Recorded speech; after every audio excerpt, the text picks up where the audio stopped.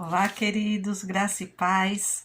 Aqui é a pastora Luciana Regina, no nosso canal lá no YouTube, PRA, Pastora Luciana Regina, e nós estamos fazendo agora o nosso momento de leitura continuada da palavra, da Bíblia Sagrada. Amém? Hoje a nossa leitura vai ser capítulo 37 e 38 de Gênesis. E se você ainda não se inscreveu no nosso canal, vai lá, se inscreve, tá certo? Acompanhe os outros vídeos também, desde o capítulo 1 de Gênesis até aqui onde nós estamos, 37 e 38, e logo logo a gente chega lá em Apocalipse, tá bom? Deus abençoe a sua vida. Vamos embora, sem mais demora, capítulo 37 e 38 de Gênesis, o primeiro livro da Bíblia, ok? Vamos embora. Os sonhos de José. Jacó habitou na terra de Canaã, onde seu pai tinha vivido como estrangeiro. Esta é a história da família de Jacó. Quando José tinha 17 anos, pastoreava os rebanhos com os seus irmãos. Ajudava os filhos de Bila e os filhos de Zilpa, mulheres de seu pai, e contava ao pai a má fama deles. Ora, Israel gostava mais de José do que de qualquer outro filho, porque ele havia nascido em sua velhice. Por isso mandou fazer para ele uma túnica longa. Quando seus irmãos viram que o pai gostava mais dele do que de qualquer outro filho, odiaram-no e não conseguiam falar com ele amigavelmente. Certa vez José teve um sonho e, quando o contou aos seus irmãos, eles passaram a odiá-lo ainda mais.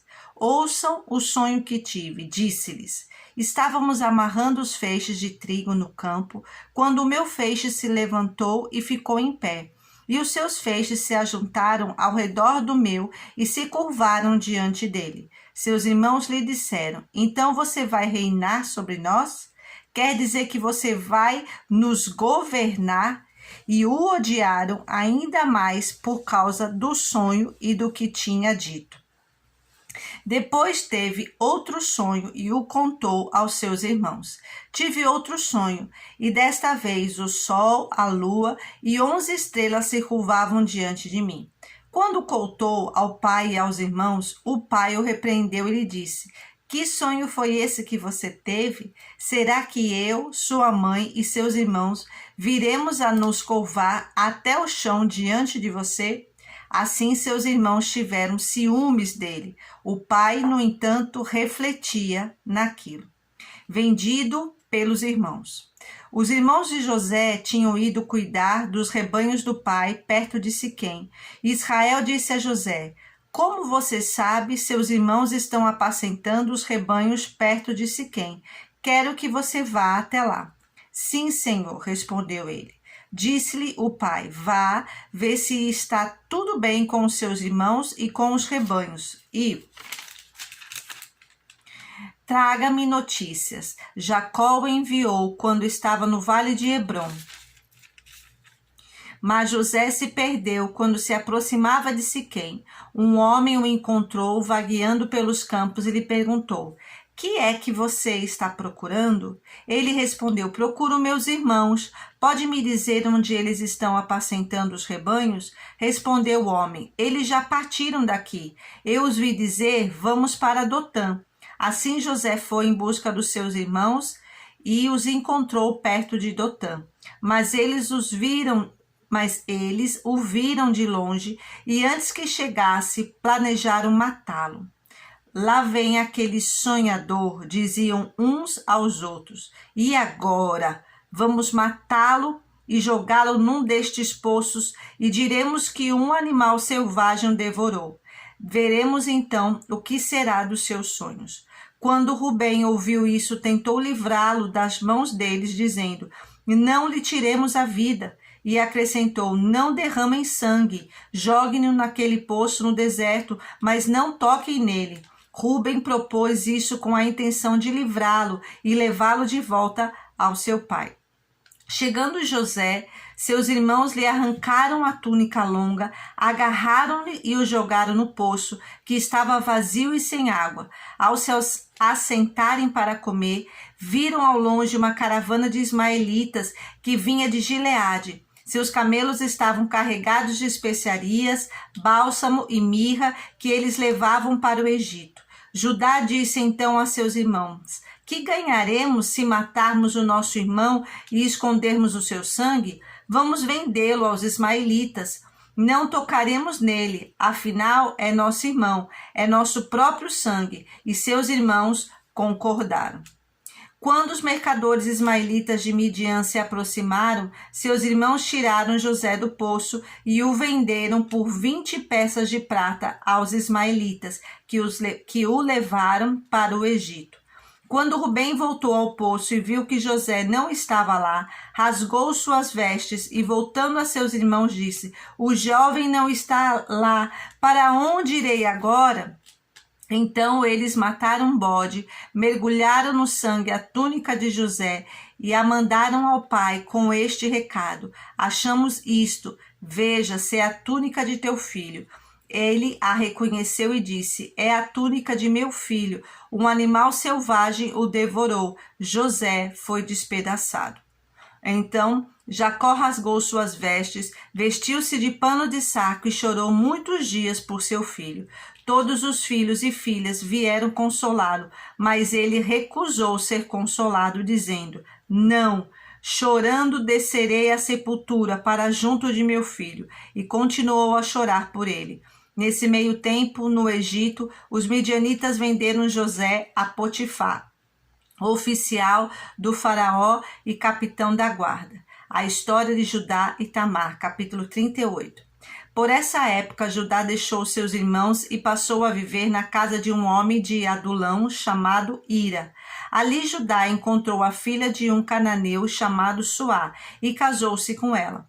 Ele a possuiu, ela engravidou e deu à luz um filho, ao qual ele deu o nome de Tornou a engravidar, teve um filho e deu-lhe o nome de Onã. Quando estava em Quezibe, ela teve ainda outro filho e chamou-o Selá.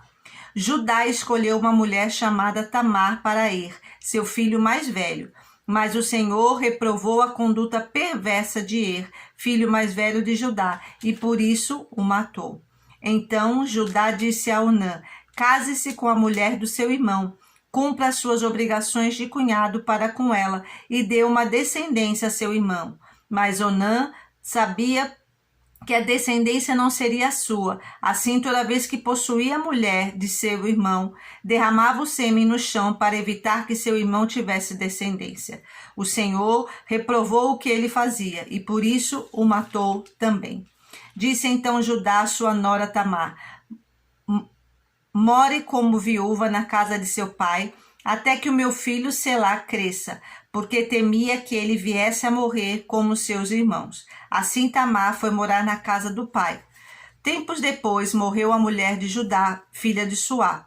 Passado o luto, Judá foi ver os tosqueadores do seu rebanho em Tirna, com o seu amigo Irá, o Adulamita. Quando foi dito a Tamar: seu sogro está a caminho de Tina para tosquear suas ovelhas, ela trocou suas roupas de viúva, cobriu-se com um véu para se disfarçar e foi sentar-se à entrada de Enaim, que fica no caminho de Tina. Ela fez isso porque viu que, embora Selá já fosse crescido, ela não lhe tinha sido dada em casamento.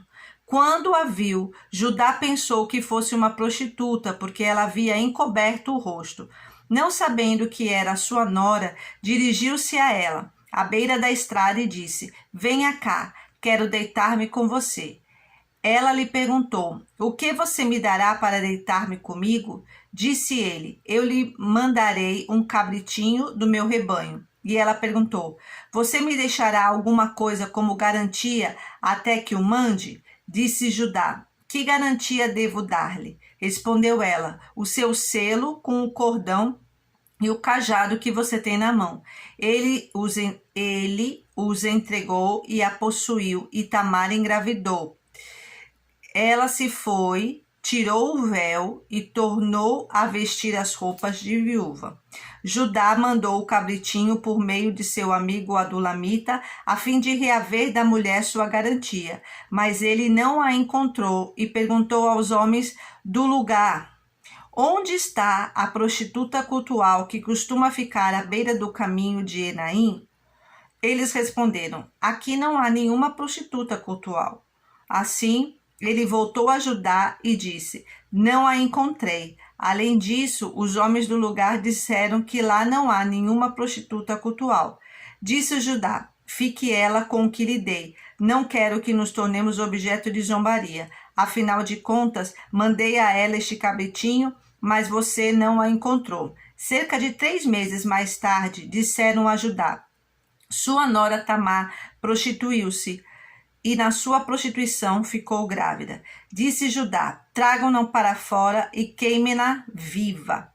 Quando ela estava sendo levada para fora, mandou o seguinte recado ao sogro: estou grávida do homem que é dono destas coisas. E acrescentou: veja se o Senhor reconhece a quem pertencem este selo, este cordão e este cajado.